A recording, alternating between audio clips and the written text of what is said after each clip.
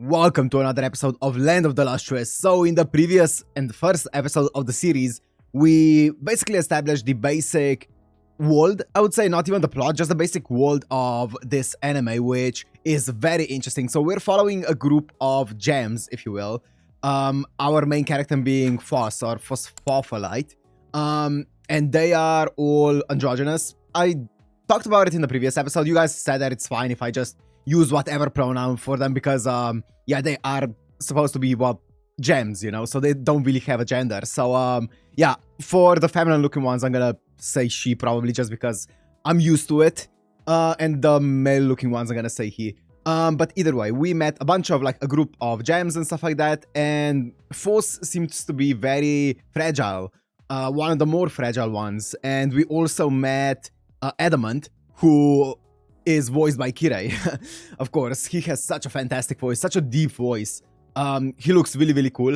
And honestly, the imagery in the entire first episode was very, I don't know how to describe it, very cruel at points. It seemed very, very grotesque in a way that's not gory, but just grotesque in the sense of, like, them shattering and, like, their limbs flying away and stuff like that. It looked grotesque, but the thing is, they seemed so desensitized to it because they got kind of, like, used to it, right? Because it's a pretty normal occurrence.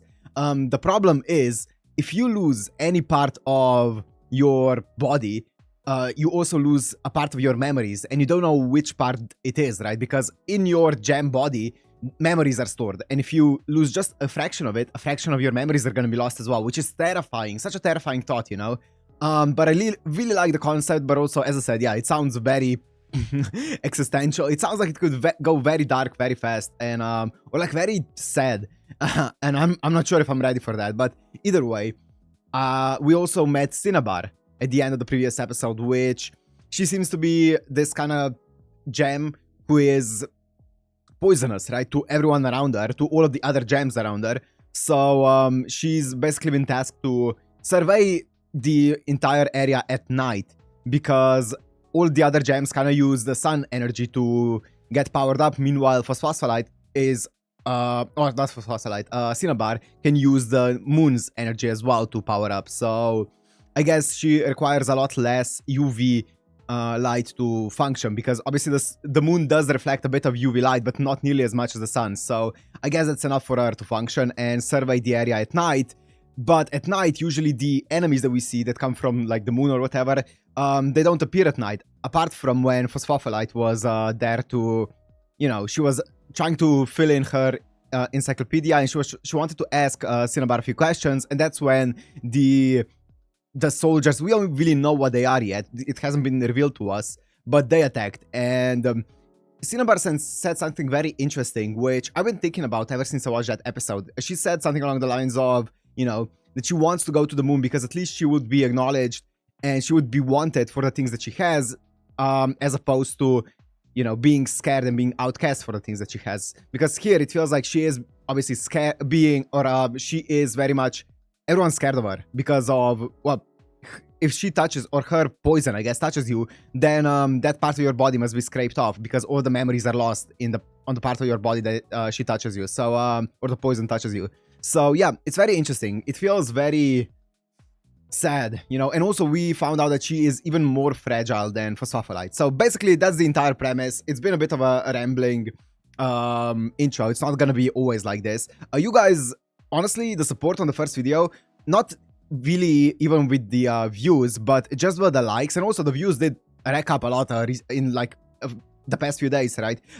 It started off slow and then it just went up and up and up, so thank you for that. But also the likes and the comments were insane, like, especially the likes. It's really insane how many likes that video got as opposed to, like, the views and stuff. The ratio is really high for the regular YouTube videos, so thank you for that. I really appreciate it. So yeah, now let's just see where this story is gonna go from here. So that's been enough yapping from me. If you wanna watch this uncut and unblurred, as always, on my Patreon down in the description, and let's go into Land of the Lustrous episode 2. Oh, here we go.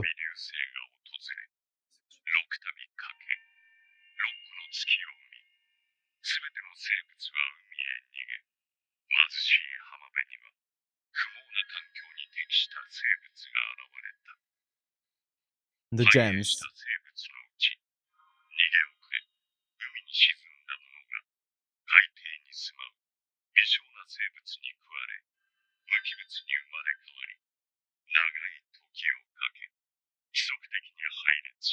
Oh, it's kind of like fossil fuels.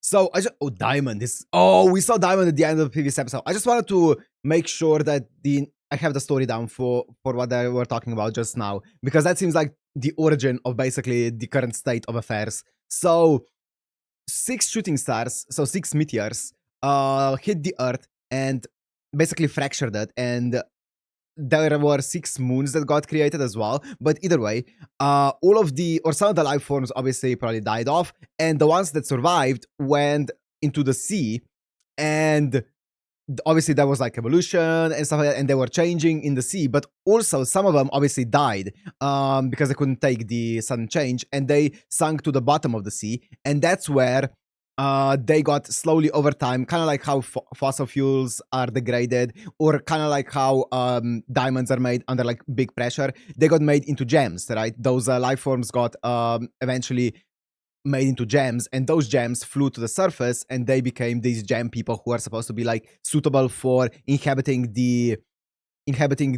area on Earth, the barren area on Earth. Interesting. So as far as we know, apart from like some bugs and stuff like that, there shouldn't be any intelligent species on land apart from the gems.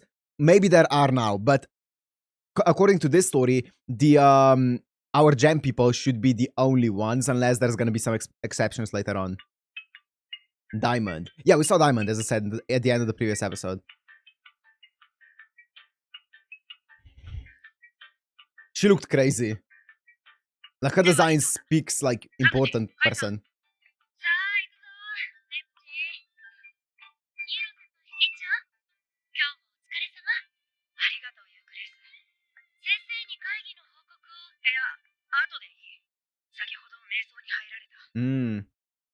Oh. Don't do it. Don't do it. You're gonna get shattered.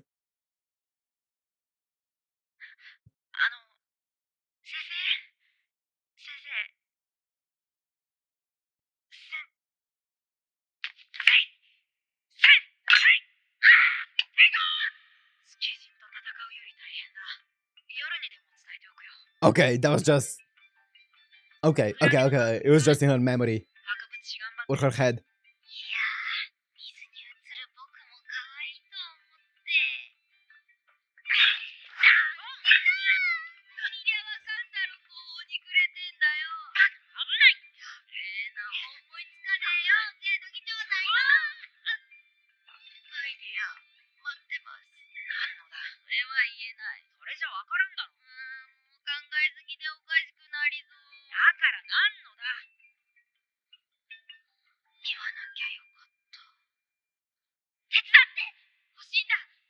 Oh, Cinnabar.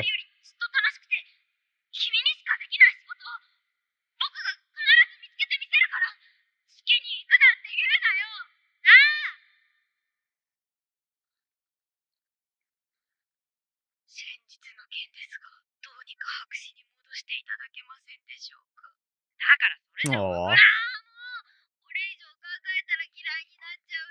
Adamant! Oh my god, that voice is so deep.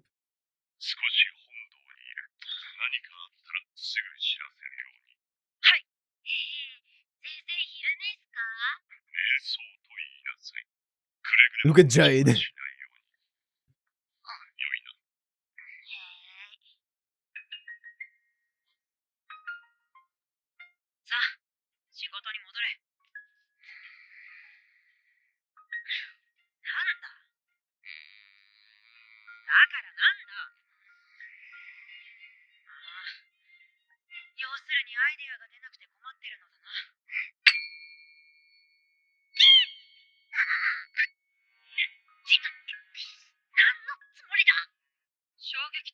Impact test. Okay.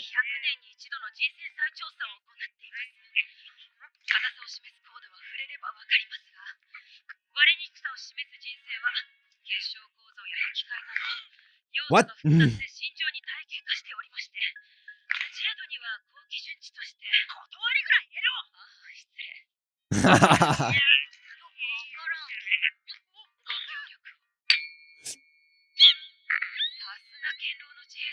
オッケー。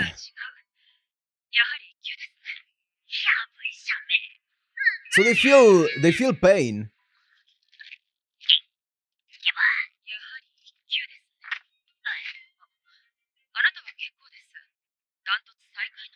Damn.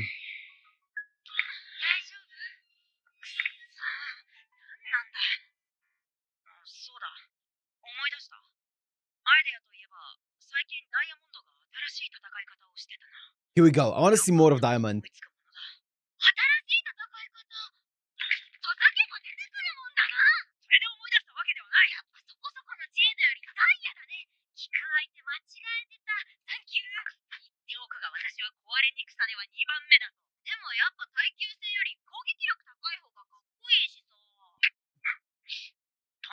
I really love the way that she speaks.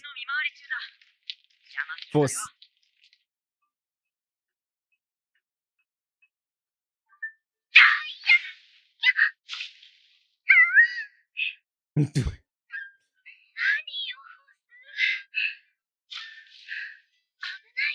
Look at those hair.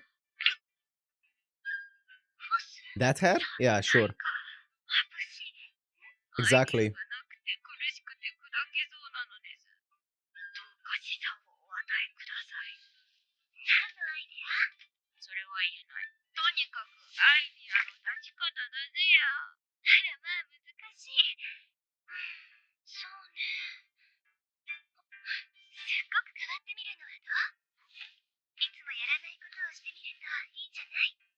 That's a good starting point.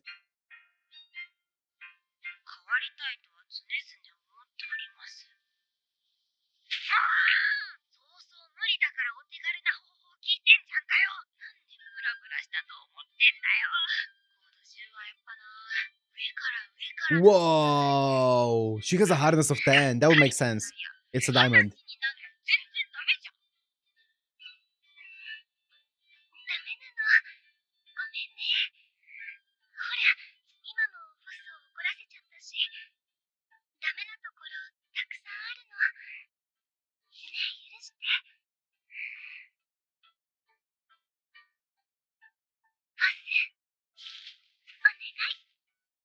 Damn, she's strong. Oh, that's a nice mix of 2D and 3D. Whoa.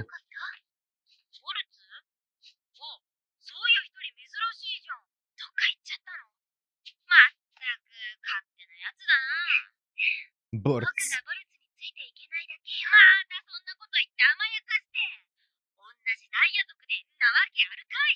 Oh, another diamond. Okay.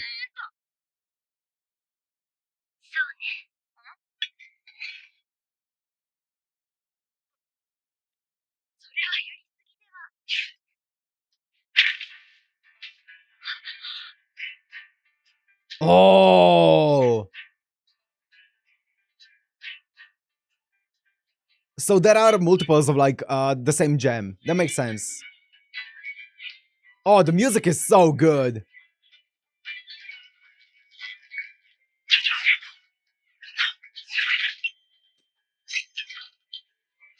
Nice.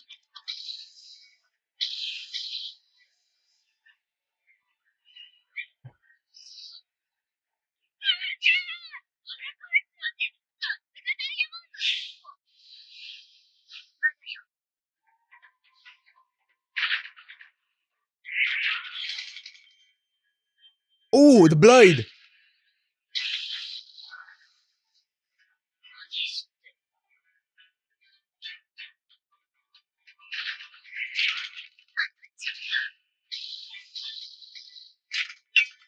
You got this.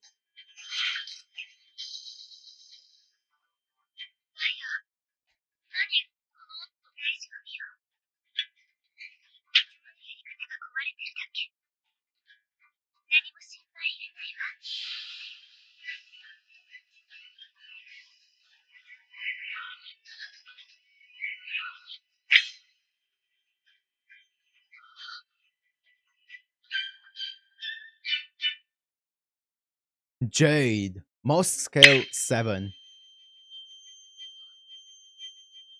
Whoa.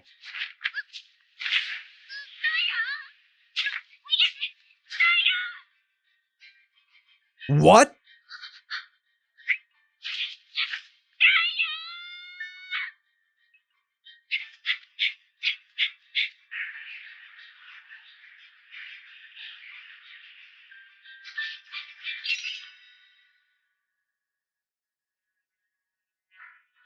The other diamond? Bortz?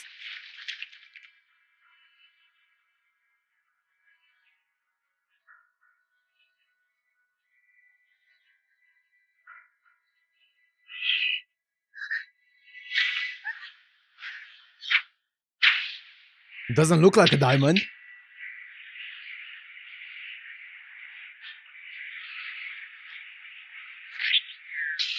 Whoa!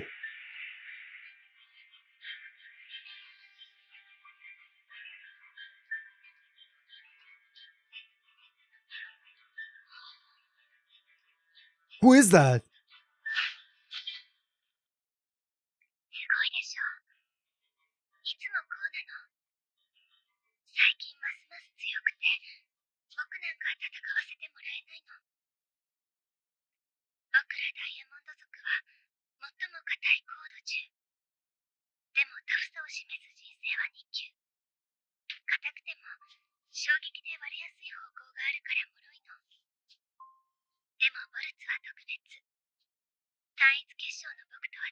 I see.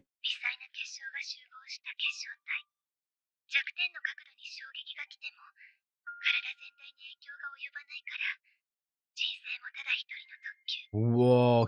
Okay.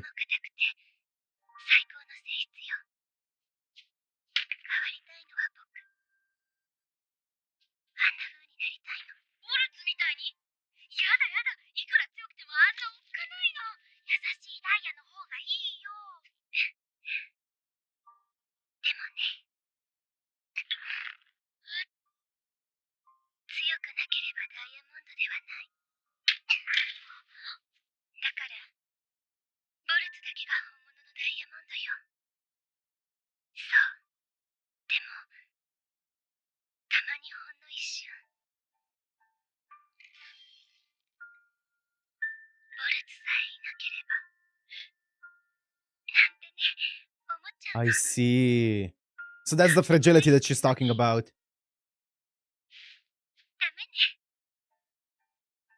Also, I know that voice.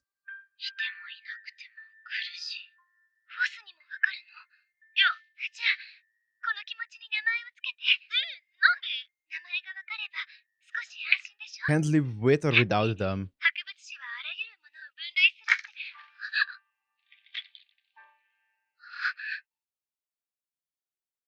Codependency? No, that's not accurate.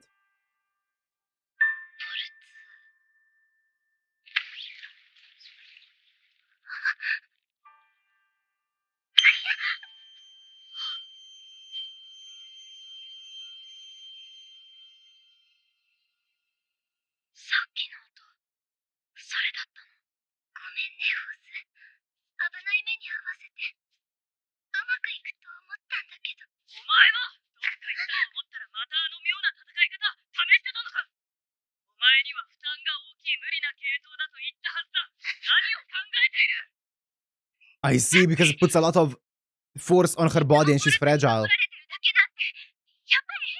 So she just snaps.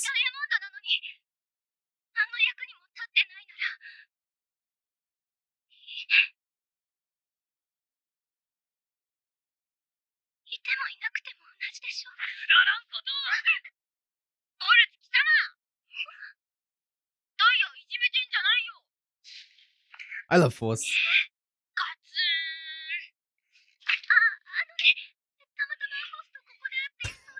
Phos is so funny.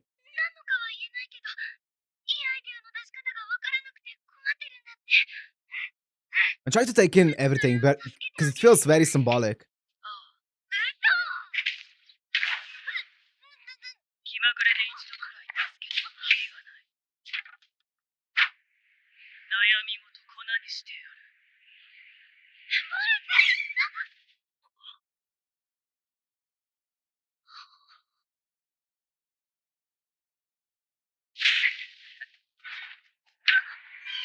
Another one. Shoot, I want to pause and check something out and say some stuff, but I don't have the time.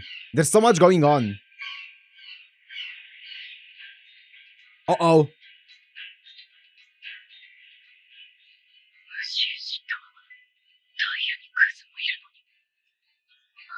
Waste of space.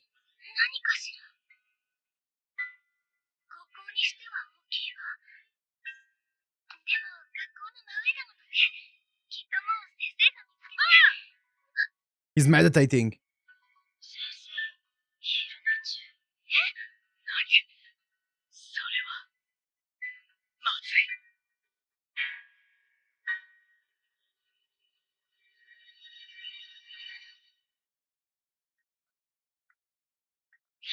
Wait. Now it's a good time to pause it. First of all, I forgot to say it in the intro, but when I was editing the first episode, it needs to be very heavily edited. Like, I had to edit it like, I don't know, 5 or 6 separate times because I had to keep just adding more and more filters over the audio. So sorry about that. The audio is going to be absolutely destroyed in the YouTube version, but that's the only way that it allows me to actually put it on there. And then, so I keep trying to think, how would this fragility and this toughness actually, because it very much feels symbolic, right? It feels like it's a testament to their character and stuff like that. And it feels like it is directly related to how strong they are mentally and stuff like that. So I'm trying to relate all of those things to their characters. And I find it really interesting how she said that she's a hard material, but very fragile, right? And it does seem like it, right? It seems like she seems very like strong and very, confident and stuff like that. But there are so many, like she has so many insecurities when it comes to like, or not insecurity, inferiority complex. Right? She has a huge inferiority complex to Bortz, and also she feels very jealous of Bortz and stuff like that. Really, really interesting. I wanted to check out the VA because I definitely know it. Is it? It's not Mommy, is it? No. Wait. Let me. Oh, hi. I'm very close. Houseki. The VA sounds very familiar for Diamond. Diamond. Bort is Sakura Ayane. Whoa. Okay. And then who's Diamond? Kaya no Ai. Ah. Okay. That makes sense. Did I check it out in the previous episode already? I don't think so, actually. I feel like I will remember it, but maybe not. It's Kaya no Ai. Okay. It's Kirika. Yeah. And Cinnabar is Komatsu Mikako. Who is that? That is Maki from Jujutsu Kaisen. Okay, among other things. And then for Phos, I didn't even check out her VI, Kurosawa Tomoyo. I don't remember, but who's Kurosawa Tomoyo again? Vash Stampede, Kumiko, Maki. Yeah, I did. I remember now. Okay, yeah. Okay, that's just what I wanted to check out. As I said, I'm trying to take note of like all of their traits, I guess, because they feel very important. Personality traits and stuff.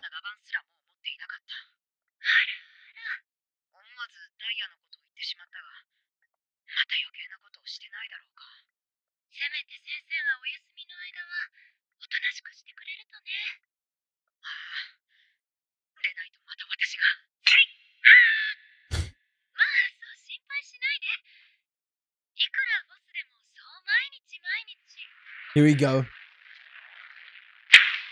Oh my god, that's a huge conch.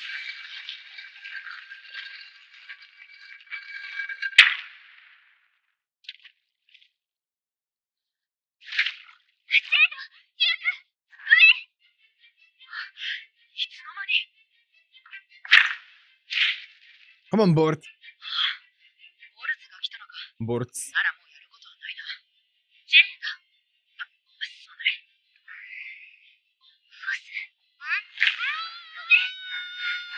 She's gonna shatter. Okay.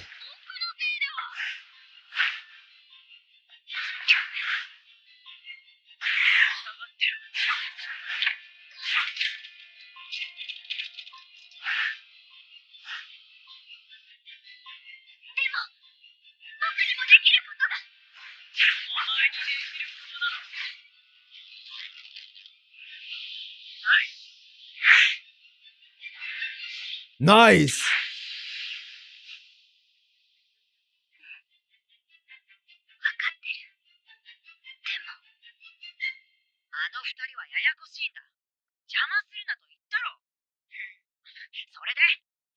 Hmm.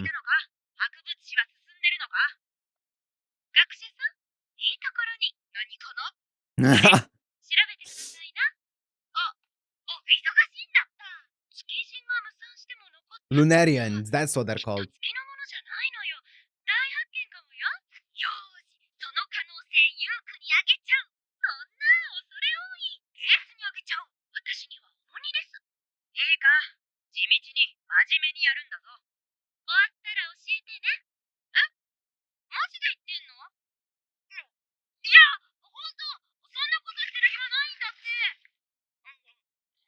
What? Why is it moving?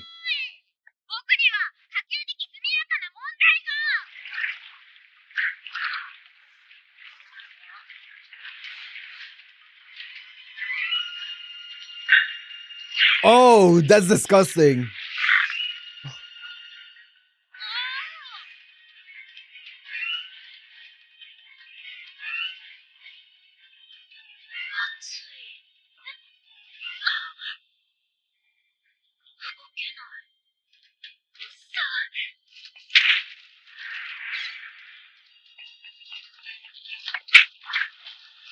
Nice. Not nice. Oh, it eroded. Oh no, the memories. Memories are eroding. No. No. All of her memories.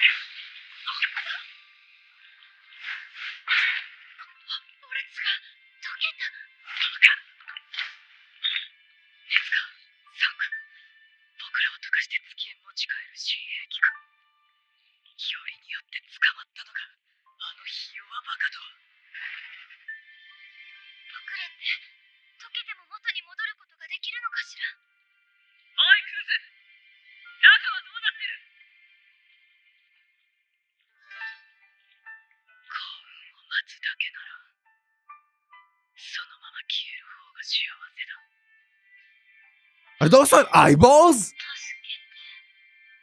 Sorry, I'm being very loud.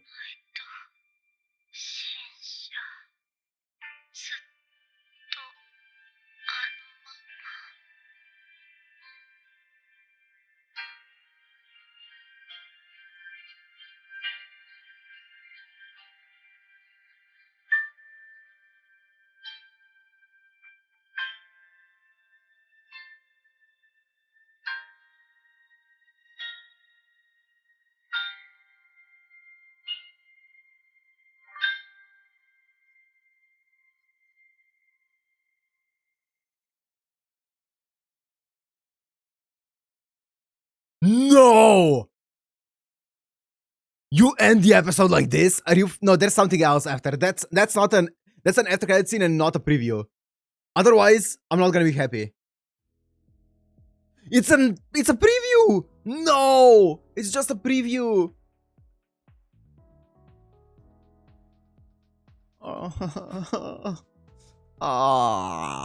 Why? How can you leave an episode like this? But that raises so many questions. So I was thinking throughout this entire sequence, what part of their body needs to be destroyed for them to die? You know, for them to actually be killed. Because let's say you just, or let's say a being like the Lunarian or whatever chops off their head or something, right? And we saw Phos being alive after her entire body was shattered, so they can be alive with just a head, right? And let's say someone dumps that head into the water, into the ocean. Do they just eternally float in the ocean without ever dying? Without their consciousness going away? Is that a thing? Because that sounds horrible. And And right here, we saw her being reduced to basically nothing, and she still is, like, had some consciousness there. So I wonder, like, how can they truly die? Because we did hear of one person, I forgot their name, but one gem dying before, right? Because they talked about that gem, and they talked about how the, like, we saw the parts of their body and stuff like that, right? They had that. So, we know that they can die, but how? What part of their body needs to be destroyed for them to die? I don't know. And then the other question is, that snail, why can it, why can it melt the stones? I don't know how deep this is gonna go into, like, the actual biology of all creatures, but I wonder if this snail somehow needed to evolve to the point where it could devour gems like this, right? Because if that's the case, what would be the evolutionary reason for the snail to evolve to the point that it can devour gems, even diamonds, right? Why would it need that, right? Why would it need that? I don't know. As I said, I don't know if this is gonna go into, like, the actual evolution and biology of creatures, but the start of the episode made me think of that. That's why I feel like maybe we would go into this. It could also be like a, some kind of like genetically modified creature that the Lunarians are using as a weapon, as they said at the end of the episode. I don't know. But that's so interesting. It opens up so many questions now. And also, yeah, as I said, can they still be put together if they're dissolved? Because we know that, like, materials or minerals, like gems and stuff like that, they're obviously one of the metrics that we use to differentiate them is, or classify them, is their hardness and, like, how brittle they are and stuff like that. But that's not the only thing. You can also classify them by their melting points and stuff like that, but they never mentioned those before. And here we're seeing not necessarily a melting point, but more so like a, well, Phos did say that it's hot in there, so I wonder if it is a melting point or if it is more so like some kind of like corrosion point, right? Because it could be either acid or it could just be so hot that they corrode away, or that they melt away. I don't know, but I guess we'll see in, like, future episodes. There was another thing. Oh yeah, diamond. Diamond was really, really interesting because obviously there are minerals that are very hard but also very brittle and stuff like that, right? We know of those things.